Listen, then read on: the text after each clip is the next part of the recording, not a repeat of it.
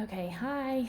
So this is the PlayPosit for Teaching the Whole Child content for ELM 450. This is Laura Romeo, and we're just going to talk about what whole child education means to educators and how we can really think about how that looks in our classroom. Okay, so I want you to take a minute and think about, what does whole child education mean to you? Write down your thoughts, and there'll be a place for you to share out. So, more recently, whole child education has really taken on a greater awareness, and with that, a greater confusion with the increased attention that's kind of around social emotional learning. So, we're going to take a look at how whole child education is not just social emotional learning, but how it's uses SEL as a component of it, and also how it's viewed through different lenses. There are 5 tenets of the whole child approach. The first tenet is the whole child must be healthy. So each student comes to school healthy. They learn about healthy lifestyle practices and how to maintain their own health and well-being.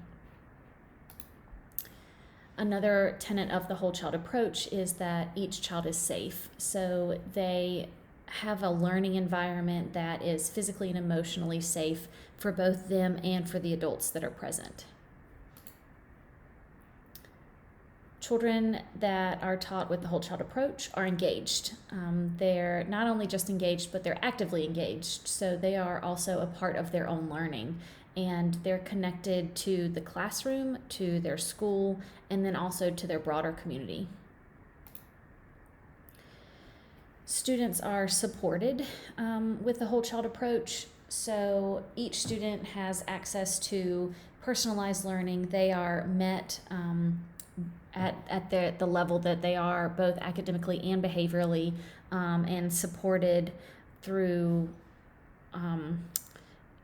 different techniques, differentiated instruction, multiple strategies that really target their learning needs, and that's done by qualified caring adults. And last tenet of the whole child approach is that children are challenged. So they are challenged academically, and they're really set up for success for later in life. So they're prepared for moving into higher education in college, or with further study in their academic and social life as well. So they're challenged in a way that builds skills that they'll need to be successful in any employment that they seek, and also to participate actively in their community and in like a global environment. So like I said before, the whole child education approach is viewed through different lenses based on the educator's perspective, based on the approach that different aspects of educators, so for instance, the classroom teacher, the administrator, the counselor. So people view this approach in different ways. So we're just going to go over a couple of them briefly. To some, whole child education means providing nutritious food or breakfast in the classroom. Whole child education can also look like how schools address equity and equality and the cultural context of their students, with the way that they approach instruction, with the way that they approach cultural backgrounds, and the multiple views, perspectives, practices of each child that comes into the classroom, while also ensuring that equity and equitable access are there and provided for every single student. Others view whole child approach in education to think about how students learn in a brain-based learning approach. And with that approach, by adjusting the way that they design and implement instruction to really focus on how students use their memory, use the knowledge and the meaning making, and meet them where they are developmentally, based on their grade level, based on their skill set, and based on their learning achievements and challenges. Whole child education can also mean to some that the resources are used in an appropriate way, so that schools are providing enough counselors to meet children with needs that they have either academically or behaviorally, socially and emotionally, to also kind of structure into the budget systems put in place and programs put in place, training for teachers to make sure that students are heard and that they have agency in their own learning. Lastly, but definitely not all-encompassing with the way that some people approach whole child learning, is the way that some people focus on how it really incorporates mental health and the way that students develop their social and emotional learning skills. Again, so kind of thinking about back at the beginning, there has been some confusion around whole child education just means social and emotional learning.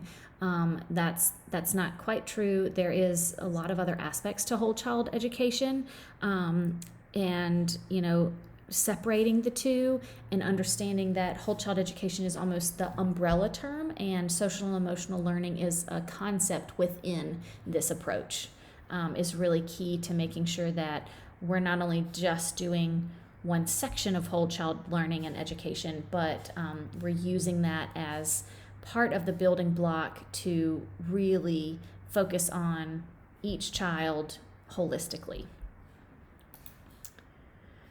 So now that we've kind of gone through all of that, I'd like for you to think back about what you defined whole child education as at the very beginning. So what are your thoughts now? I'd like for you to come up with your own definition of what it means to teach to the whole child. We're going to pause and watch a brief video. Why whole child education? Why is it important? What does it mean to really encapsulate this approach in your own teaching and learning style? Once you finish watching, I'd like for you to share a question that you still might have about this teaching concept and approach. Okay, so we've talked about different perspectives, how people view the whole child approach. We've talked about why we should consider doing it, and incorporating it into our teaching perspective. And now let's kind of go through the bullets of the benefits of teaching the whole child. So I want you to take a minute, read through these. I'm not going to read them for you, but kind of reflect on how these benefits really can impact the way that you are thinking right now about your instruction, about the students that you have in your student teaching classroom, and why this really matters for you as a future educator. So now that you've thought about that, it is kind of important to understand, with this one bullet point, provide equity in education. There is a difference between equity and equality, and it's really important to understand this difference, in that equality means that all students get the same thing.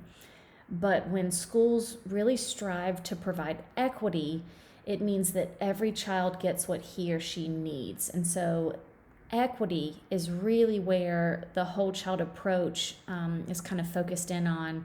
So again, you're meeting the child where they are, and you're putting those structures in place to make sure that they are successful once they leave you. You're putting those building blocks into place so that when they move on, they can achieve what you know, what they know, what the goals are for them set to achieve. So I really like this quote from the 2015 National Teacher of the Year. Her name is Shana Peoples.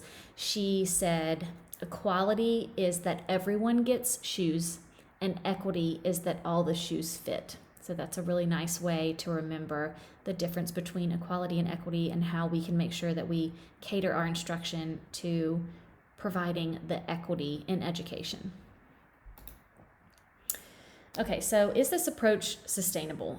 Is this way of thinking about teaching and learning possible? Is it doable? Schools have been implementing a whole child approach for the past couple of decades now that it's kind of been termed. There are educators that go much further back that have been using this student-centered approach for a lot longer with great success. So these schools do kind of take into the fact that collaboration, coordination, integration of all of these skills and learning sets really need to work together and be present and active in putting the student at the center of their education to make sure that this whole child education approach is actually sustainable on a long-term basis. So what I would like for you to do now is this reflection activity. So there is going to be a debrief document that you'll have access to. I want you to read through each section of this and the subsection strategy. So here you'll see the little graphic image that's going to be in this document. Check it out, read through each little wheel of the spoke, and reflect on how each piece works together to create this centric whole child approach.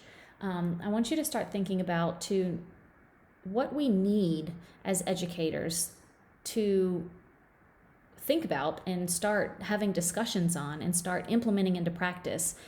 So what are these things that we need to successfully make sure that we are fulfilling the whole child development? So again, meeting each student where they are, fulfilling their needs, ensuring that you have all 5 whole child tenets in your classroom for every student.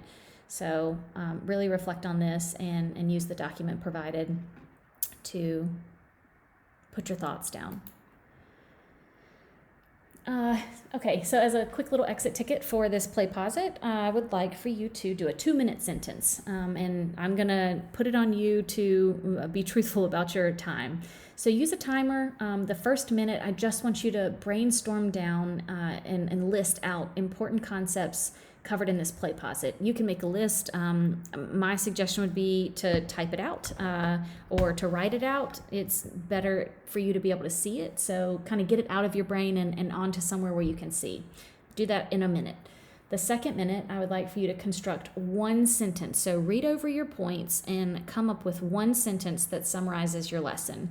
And then there'll be a place for you to post your sentence, and I'm going to turn this into a word cloud so we can kind of see where we are as a class, and we will have a discussion next week on this. Thanks.